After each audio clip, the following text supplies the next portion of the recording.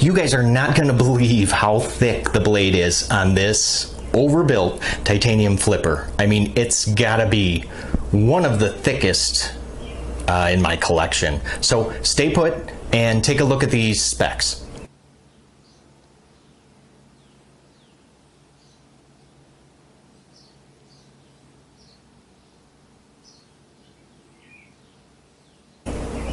I'm Jay, and this is the Kizer Escort.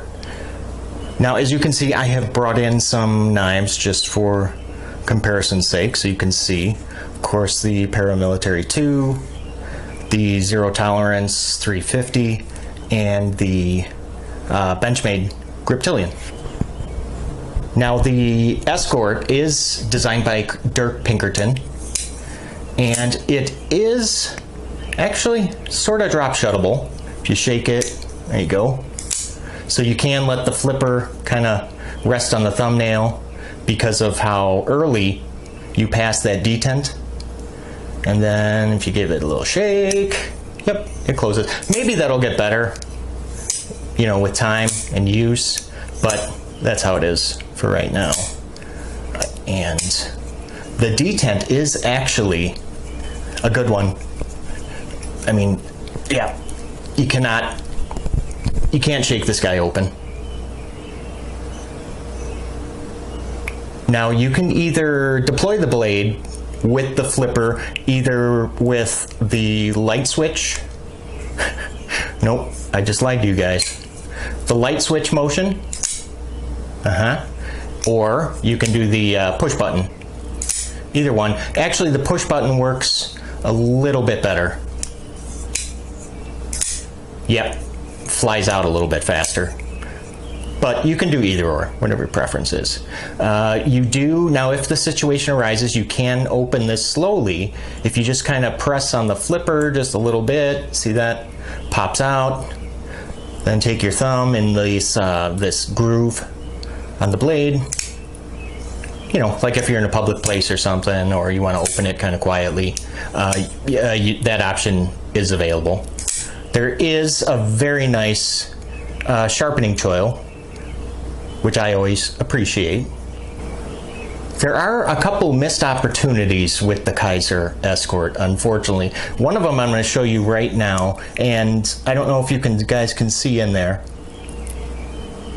But as you can tell, I mean, these are pretty beefy titanium scales, and they are not milled out whatsoever. So that really could have reduced some of the weight. Again, missed opportunity. Now this is open construction, and it is, let me grab this, it's a little, I believe that the spine of the handle is a little wider than a pencil. So let's see. I think it is. Can you guys see that?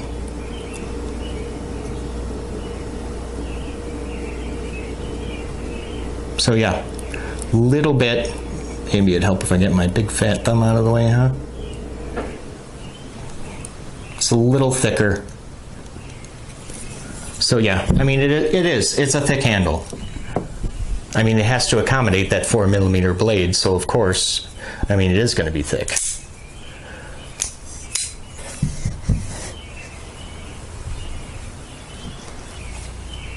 Let's take a look at the weight of the Kizer Escort. 5.2 ounces. That's not bad. I actually thought it would be a little heavier than that, to be honest. And that 5.2 ounces is roughly 1, 2, 3, 4, 5, 6 AA batteries. Now this is the last visual aid that I'm going to use with this, but I just wanted to really kind of drive home that point and emphasize the thickness of the handle.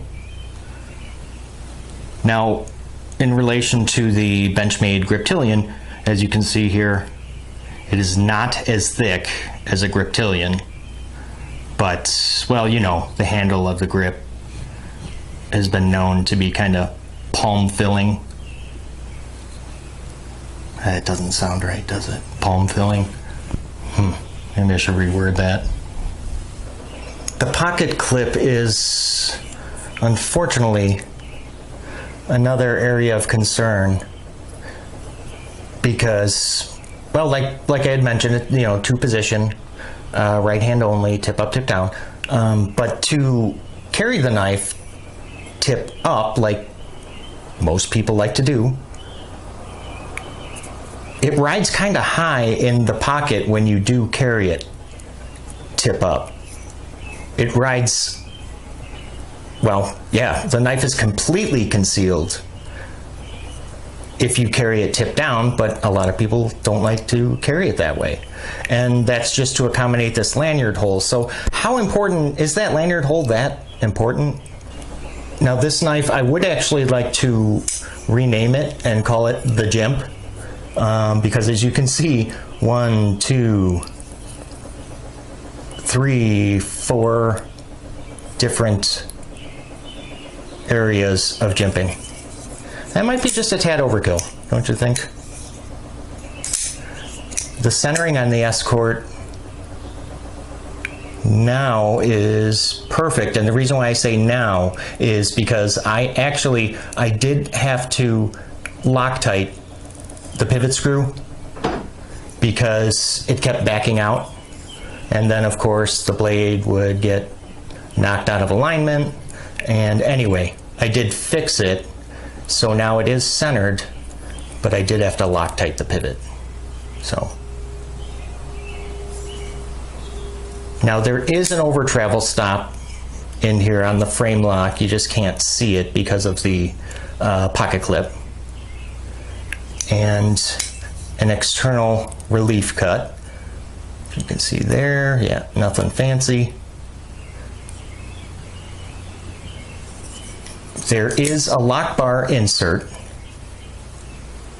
so the titanium is not coming in contact with the blade steel, and you're not getting the, so you won't get that lock stick.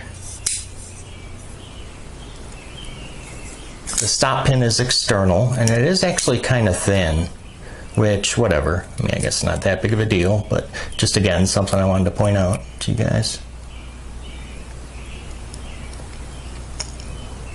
And when the blade is deployed, looks like it locks up at about, what would you guys say, 50 to 60% roughly lock up?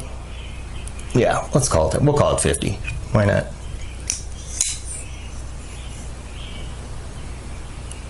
Now you can actually pick up the Kizer Escort for about 160 bucks, which is not bad. And I like to look at several different retailers and compare the prices, and there really is not much of a price fluctuation. All the retailers are selling it for the same $160. So that's good. Why don't we go ahead and jump into the pros and cons, because there are quite a few of each, but let's start with the good stuff. I really do like this color combination, the black on the gray. Beautiful. I do enjoy the slim profile, so it really does not take up that much pocket room, you know, this way. The Escort is probably one of the easiest knives that I've ever taken apart, and part of that is because the body screws are, it takes a number 8 Torx just like the pivot, so you don't have to switch Torx bits. It's just number 8 all the way around, and there are only just the 2 body screws. So it does come apart pretty quickly. Well, it'd be even quicker if there was no Loctite on here. The blade to handle ratio is excellent.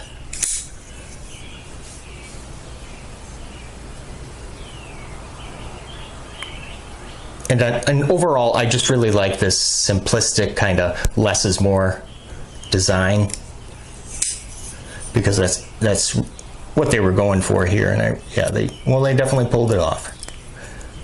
Now, when deploying the blade, now as a lefty, Like I've mentioned before, I just instinctively rest my thumb on the lock bar, and sometimes that affects the deployment with some knives, but not with the Escort, not at all. So that's nice. I'm actually pressing on the frame lock. Yep, and I'm still able to deploy it, no problem. We should probably talk about some of the bad stuff now. Now, for those of you that have purchased Kizer knives in the past, then you'll be able to relate to this issue. Now, for some reason, Kizer likes to put a Made in China sticker on their blades, which, of course, when you take off the sticker, there is that residue that's left over, and I used an oil-infused rag to try and clean it off. That didn't work, so I had to resort to alcohol, rubbing alcohol, and I was able to get the residue off, but I also inadvertently removed, well, I changed the finish of the blade. I mean, because it was closer to the Cold Steel American Lawman with this kind of shiny, little sheen there, which I actually don't like very much. I do kind of like the matte finish. So actually, this was a pretty good accident. I want to finish things off with a question for you guys. If you had to choose one, would you rather have a thin knife with a wide profile, kind of like this Cold Steel Code 4, very thin, but very wide?